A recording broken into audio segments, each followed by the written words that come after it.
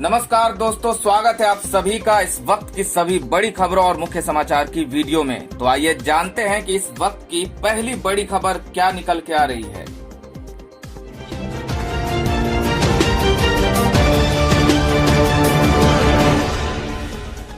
दोस्तों, इस वक्त की पहली बड़ी खबर में बात कर लेते हैं कोरोना संक्रमण के ताजा रिपोर्ट के बारे में। तो बता दें कि 24 घंटों में सामने आए कोरोना के 2293 नए केस, मरीजों की संख्या 37,000 के पार। बता दें कि जानलेवा कोरोना वायरस ने इस समय पूरी दुनिया में कोहराम मचा रखा है। भारत में भी कोरोना वायरस के मामले लगातार बढ़ रहे हैं। शनिवार को स्वास्थ्य एवं परिवार कल्याण मंत्रालय ने जानकारी देते हुए बताया कि देश में पिछले 24 घंटों के दौरान कोरोना वायरस के 2293 नए पॉजिटिव केस सामने आए हैं। इसी के साथ ही कोरोना वायरस के मरीजों की संख्या बढ़कर 37,336 हो गई है। वहीं पिछले 24 घंटों के दौरान कोरोना वायरस 71 लोगों की जान जा चुकी है। दोस्तों, अगली बड़ी खबर निकल के आ रही है कि दूसरे राज्यों में फंसे मजदूरों को घर पहुंचाने का काम शुरू। इन 6 रूटों पर चल रही है श्रमिक स्पेशल ट्रेनें।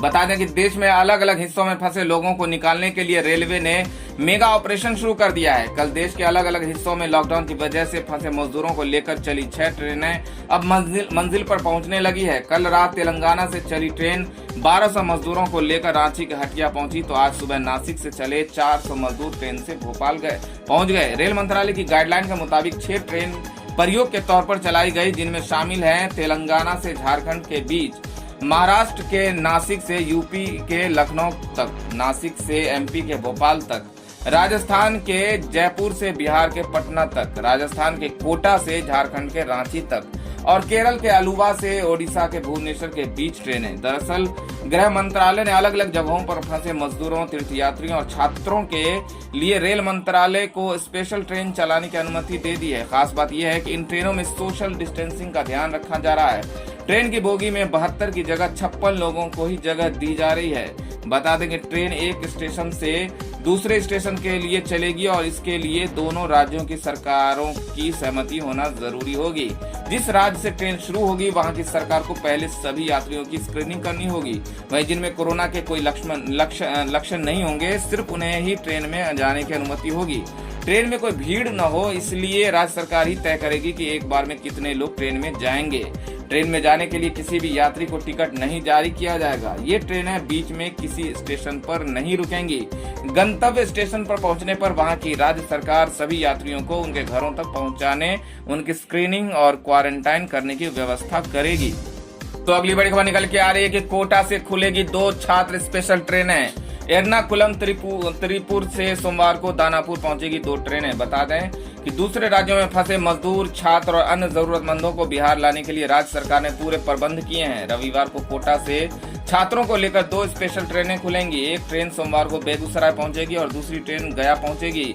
आपदा प्रबंधन विभाग के प्रधान सचिव प्रत्यय अमृत ने ये जानकारी दी। उन्होंने बताया कि कोटा के अलावा केरल के एर्नाकुलम और त्रिचूर से शनिवार को दानापुर के लिए 2 ट्रेनें खुली हैं। इसके अतिरिक्त राज्य सरकार ने गुजरात के सूरत और अहमदाबाद, दिल्ली, कर्नाटक और महाराष्ट्र व आंध्र प्रदेश की सरकारों से संपर्क साधा है। इन जगहों से भी 1 से 2 दिनों में स्पेशल ट्रेनें खुलेंगी। बिहार सरकार ने बाहर से आने वालों को उनके गृह प्रखंड तक पहुंचाने की पूरी मुकम्मल व्यवस्था की है। उन्होंने बताया कि मुख्यमंत्री नीतीश कुमार स्वयं दिन में 2 बार इसकी समीक्षा कर रहे हैं। दोस्तों, अगली बड़ी खबर निकल के आ रही है कि 1200 बिहारी यात्रियों को लेकर बिहार के दानापुर रेलवे स्टेशन पहुंची पहली स्पेशल ट्रेन। खिल उठे छात्रों और मजदूरों के आंसुओं से भीगे चेहरे। बता दें कि बिहार के छात्रों, कामगारों को लेकर आ रही लॉकडाउन के बीच पहली कोई ट्रेन बिहार की राजधानी पटना के दानापुर रेलवे स्टेशन पहुंच गई है। इस दौरान ट्रेन से आने वाले श्रमिकों के आगमन का स्वागत बिहार के स्वास्थ्य मंत्री मंगल पांडे ने किया। बता दें कि इस दौरान उन्होंने कहा कि राज्य प्रशासन सभी को गंतव्य तक पहुंचाएगा। अब सारे मजदूरों की स्क्रीनिंग की जाएगी। कुल 3 बार स्क्रीनिंग होने के बाद ही सभी लोगों को बसों से भेजा जाएगा। पटना के जिलाधिकारी कुमार रवि और एसएसपी उपेंद्र शर्मा के साथ भारी संख्या में फोर्स और आर्मी जवानों की मुस्तैदी के बीच सभी यात्रियों को मेडिकल की टीम स्कैनिंग करके उन्हें उनके गंतव्य स्थानों तक जाने वाली बसों में बिठाने में लगी है। सबसे पहले बाहर से आए बिहारी यात्रियों के सोशल डिस्टेंसिंग के साथ स्टेशन पर उतरने और बाहर निकलने के लिए एक विशेष टीम लगी हुई थी। वहीं बार बार सभी यात्रियों को आराम से अपनी बारी का इंतजार करके ही ट्रेन से उतरने की उद्घोषणा की जा रही थी। तो अगली बड़ी खबर निकल के आ रही है कि लॉकडाउन में प्रवासी मजदूरों को घर पहुंचाने के लिए सूरत से चलाई गई स्पेशल ट्रेनें। कोरोना लॉकडाउन के बीच गुजरात में फंसे अन्य राज्यों के श्रमिकों को घर पहुंचाने के लिए रेलवे द्वारा स्पेशल ट्रेनें चलाई गई हैं। अकेले सूरत से 20 श्रमिक ट्रेनें शुरू की गई हैं।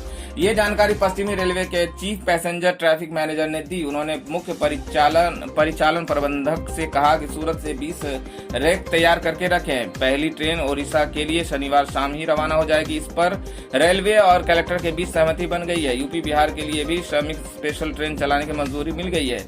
बता दें कि सूरत स्टेशन पर ओडिशा के लिए ट्रेन चलाने को लेकर तैयारियां शुक्रवार को ही शुरू हो गई थी। बता दें कि जानकारी के अनुसार गुजरात सरकार की ओडिशा के लिए ट्रेन चलाने की अनुमति के साथ ही रेलवे ने सुबह से दोपहर तक सूरत रेलवे स्टेशन पर बैरिकेडिंग कर दी और सभी अन्य इंट्रेंस को बंद कर केवल मुख्य इंट्रेंस खुला रखा। यहां से स्टेशन परिसर के अंदर तक बैरिकेडिंग की गई और 1-1 मीटर का सोशल मार्किंग भी किया। पहले शुक्रवार शाम 4 बजे तक ट्रेन रवाना करने की योजना थी, लेकिन कलेक्टर और रेलवे के बीच बैठक के कारण इस टाइम को रिवाइज कर दिया गया। वहीं मजदूरों के जरिए कोरोना फैलने की बात को स्वास्थ्य मंत्रालय ने नकार दिया। स्वास्थ्य मंत्रालय ने आज कहा कि घर लौट रहे प्रवासी कामगारों में कोविड-19 का खतरा नहीं है। उन्हें ट्रेनों के जरिए उनके शहर कस्बों तक पहुंचाया जा रहा है। दोस्तों अगली बड़ी खबर निकल के आ रही है, महाराष्ट्र के सभी लोगों को फ्री हेल्थ कवर देगी उद्धव सरकार। ऐसा करने वाला पहला राज्य। बता दें कि कोरोना वायरस से महाराष्ट्र सबसे अधिक प्रभावित है। महाराष्ट्र के स्वास्थ्य मंत्री राजेश टोपे ने सभी प्रदेशवासियों का सरकार की ओर से फ्री और कैशलेस हेल्थ कवर देने का ऐलान किया है। इसके साथ ही महाराष्ट्र सभी लोगों को फ्री हेल्थ कवर देने वाला देश का पहला राज्य बन गया है। टोपे ने शुक्रवार को जालना में महाराष्ट्र दिवस कार्यक्रम के अवसर पर यह घोषणा की। बता दें कि महाराष्ट्र के स्वास्थ्य मंत्री राजेश टोपे ने बताया कि वर्तमान में राज्य की 85% आबादी महात्मा ज्योति फुले जन आरोग्य योजना के तहत कवर है और इसका लाभ शेष 15% आबादी को भी दिया जाएगा। उन्होंने बताया कि इसके लिए general insurance public sector association के साथ मेमोरेंडम ऑफ अंडरस्टैंडिंग साइन किए गए हैं। इसके तहत पुणे और मुंबई के प्राइवेट अस्पतालों में कोविड-19 के मरीजों का इलाज किया जा सकेगा। दोस्तों अगली बड़ी खबर निकल के आ रही है कि प्रियंका गांधी ने पीएम केयर्स फंड पर उठाए सवाल। बोली सरकारी ऑडिट होनी चाहिए। कोरोना वायरस के केस लगातार देश में बढ़ते जा रहे हैं। देश कोरोना संकट से जूझ रहा है। इसी बीच कांग्रेस की महासचिव प्रियंका गांधी ने प्रधानमंत्री केयर्स फंड पर सवाल उठाया है। उन्होंने मांग की है कि प्रधानमंत्री केयर्स फंड की सरकारी ऑडिट कराई जाए। इसके साथ ही प्रियंका गांधी देश से भाग चुके बैंक चोरों के 68,000 करोड़ रुपयों को लेकर भी सवाल उठाया है। प्रियंका गांधी ने ट्वीट किया कि जब जनता त्राहिमाम कर रही है, राशन पानी नकदी की किल्लत है और सरकारी महकमा सब 100 रुपये पीएम केयर के लिए वसूल रहा है, तब हर नजरिए से उचित रहेगा कि पीएम केयर की सरकारी ऑडिट भी हो। प्रियंका गांधी ने आगे कहा कि देश से भाग चुके चोरों के 68,000 करोड़ माफ किए जा चुके हैं, उसका भी हिसाब चाहिए। संकट के समय जनता के सामने पारदर्शिता महत्वपूर्ण है। इसमें दोनों जनता और सरकार की भलाई है। बता दें कि जब प्रधानमंत्री नरेंद्र मोदी ने 21 दिन के लॉकडाउन की घोषणा की थी, तब इलाज के लिए कोरोना की इस जंग में मदद के लिए प्रधानमंत्री मोदी के पीएम केयर्स फंड में देश के लोगों को दान देने की अपील की थी। इसमें कई लोगों ने दिल खोलकर राशि दी। कई बड़ी हस्तियों के साथ आम जनता भी मदद राशि देने आगे आई। दोस्तों अगली बड़ी खबर निकल के आ रही है कि स्पेशल ट्रेन से दानापुर स्टेशन पहुंचे 1187 प्रवासी श्रमिकों को अलग अलग कमरों में रखकर खिलाया गया खाना, फिर मांगी गई ये जानकारी। बता दें कि लॉकडाउन लागू होने के बाद फंसे 1187 प्रवासी मजदूरों को जयपुर से लेकर पहली श्रमिक स्पेशल ट्रेन शनिवार को यहां दानापुर रेलवे स्टेशन पर पहुंची। स्पेशल ट्रेन से दानापुर स्टेशन पहुंचने के बाद सबसे पहले बाहर से आए बिहारी यात्रियों को ट्रेन से बाहर निकलने पर इन सबों को स्थानीय रेलवे स्कूल में सोशल डिस्टेंसिंग के साथ और हाथ को सैनिटाइज से धोने के बाद अलग अलग कमरों में रखकर खाना खिलाया गया, जहां सबों को एक फॉर्म देकर व्यक्तिगत रूप से नाम, पता, मोबाइल नंबर, अगर कोरोना के लक्षण सर्दी, खांसी, बुखार आदि है तो इसकी जानकारी फॉर्म के माध्यम से मांगी गई। फॉर्म भरने के बाद इन सबों का थर्मल स्क्रीनिंग करने के बाद जांच की गई। बता दें कि जांच प्रक्रिया में जो मजदूर नेगेटिव पाए गए तो उसे बस में बैठाकर उन्हें उसके जिला ब्लॉक में भेज दिया गया। इसके लिए स्टेशन के आसपास और जगजीवन स्टेडियम में विभिन्न जिलों के बसों को पहले से तैयार रखा गया था। जयपुर से बिहारियों को लेकर चली ये ट्रेन आज दोपहर 1:15 बजे आने वाली थी, जो करीब 2 बजे दानापुर स्टेशन पहुंची है। बता दें कि जिन इलाकों में ये यात्री जा रहे हैं उन्हें वहां सरकारी स्तर पर प्रखंड स्तरीय क्वारंटाइन सेंटरों में 21 दिन तक रखा जाएगा। दोस्तों अगली बड़ी खबर निकल कर कि नाई की दुकान और सैलून को खोलने की मिली अनुमति। ई कॉमर्स कंपनियों को भी छूट।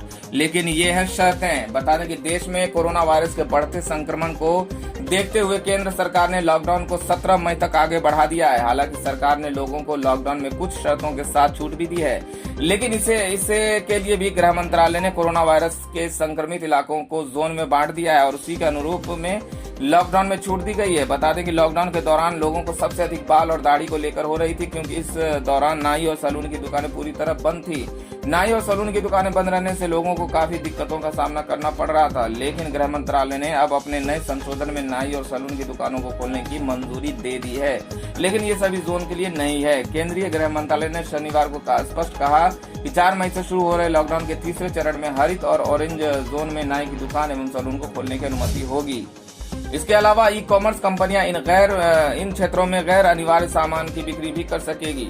गृह मंत्रालय ने शुक्रवार को लॉकडाउन 2 हफ्ते के लिए बढ़ाते हुए इसे 17 मई तक कर दिया था। इसने हरे और ऑरेंज जोन में कई प्रतिबंधों में ढील दी है। तो अगली बड़ी खबर निकल के आ रही है कि तेलंगाना राजस्थान के बाद अब केरल से झारखंड के 1200 मजदूरों को लेकर रवाना हुई स्पेशल ट्रेन। बता दें कि तेलंगाना और राजस्थान के बाद अब केरल से करीब 1200 प्रवासी मजदूरों को लेकर एक रेलगाड़ी राजधानी तिरुवनंतपुरम से शनिवार 2 मई 2020 को झारखंड के हटिया के लिए रवाना हुई। ये वे प्रवासी मजदूर हैं जो कोरोना वायरस के प्रसार की रोकथाम के लिए लागू किए गए लॉकडाउन के चलते वहां फंस गए थे। तिरुवनंतपुरम के जिला कलेक्टर के गोपाल कृष्णन ने कहा है कि रेलगाड़ी यहां सेंट्रल स्टेशन से दोपहर 2 बजे रवाना हुई। उन्होंने यहां संवाददाताओं से कहा कि वायरस के लक्षण वाले लोगों को यात्रा की अनुमति नहीं दी जाएगी। मजदूरों को लेकर राज्य से जाने वाले ये दूसरी गाड़ी है। कोच्चि के अलुआ से करीब 1100 प्रवासी मजदूरों को लेकर एक रेलगाड़ी ओडिशा के भुवनेश्वर के लिए शुक्रवार 1 मई की रात रवाना हुई थी। इससे पहले राज्य सरकार ने कहा था कि केरल से शनिवार को विभिन्न राज्यों के लिए 5 रेलगाड़ियां मजदूरों को लेकर रवाना होंगी।